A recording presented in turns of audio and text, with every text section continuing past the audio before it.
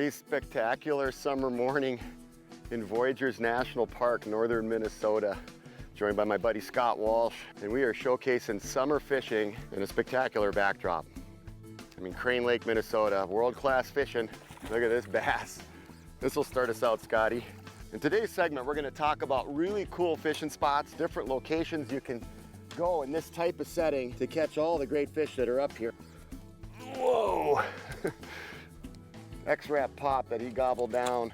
Scott and I are just getting started this morning, and we're talking walleyes and northern pike and beautiful smallmouth bass like that. And again, we're in Voyageurs National Park in northern Minnesota.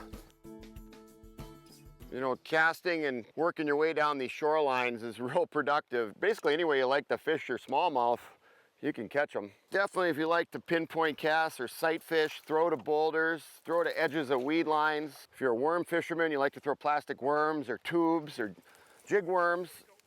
We've got a double. Ooh, that's a big one there. Well, I got a little one on a jerk bait, which is fishing a little deeper off the shoreline.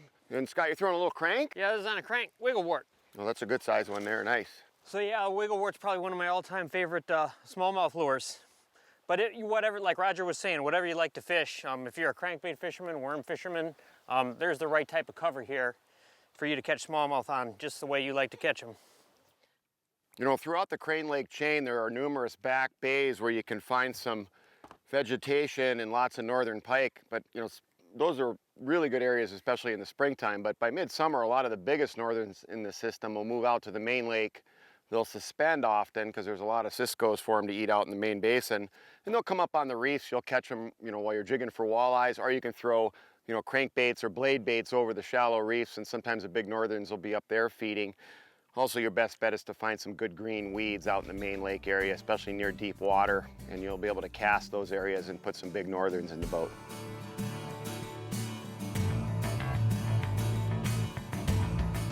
The community of Crane Lake has been serving sportsmen and their families for many decades. This is the western edge of the Boundary Waters. No motor restrictions here, so you can bring your large horsepower boat up to explore Voyageurs National Park. And if you don't have your own boat, you can certainly rent one from one of the operations here in Crane Lake, or get together with a fishing guide who can show you the kind of local waters and the local tactics for catching fish. A number of different resorts to choose from, different price points, housekeeping and American plan packages. There's a houseboat operation, canoe outfitters, a fly-in fishing operator, and you can even go camping in Voyageurs National Park if you so choose. Lots of great hiking trails, the Vermilion Gorge, a lot of moving water through this area. So if you really want to explore by land and by water, there's lots of different opportunities to do that. If you want more information about the type of experience that'll fit your price point and the experience you're looking for, go to the Crane Lake website. You can do your research there and learn more about this area, Crane Lake and Voyageurs National Park. Decent little smallie on a jerkbait. Oh yeah.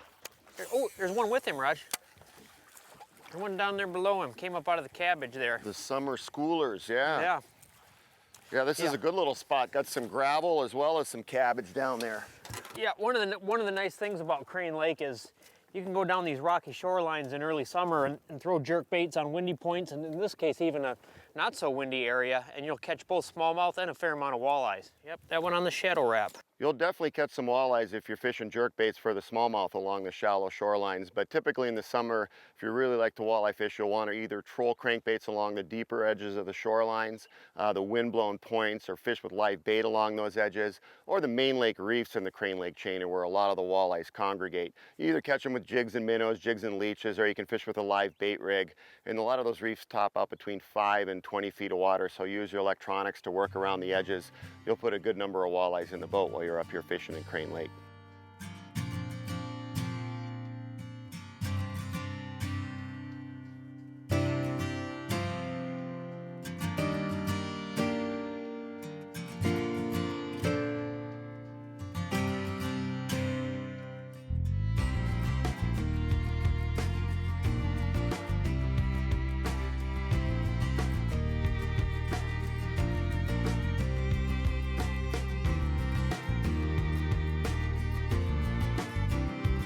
Real beauty in the afternoon sun. Nice, huh? Nice fish, Yeah, huh? that's a beauty. Get him out of the net, look at that. There we go. That's a beauty, huh? On the shadow wrap. You know, you fish these windblown points and this is the result right here. There we go. Beauty. That's what coming up to Crane Lake's all about right there, huh? Yeah, that's a way to end the day, huh? Yeah, that's a beautiful fish. Awesome stuff. You want to experience Crane Lake like Scott and I have, come on up to northern Minnesota. CraneLakeTV.com is the place to go. Or give them a call at the number on your screen there. Come up and enjoy Voyageurs National Park. Ooh. Oh man, great day of fishing, bud. Awesome day, buddy. Unbelievable fun up here. Folks, I'm Roger Cormier with MidWest Outdoors with Scott Walsh. We'll be right back with more.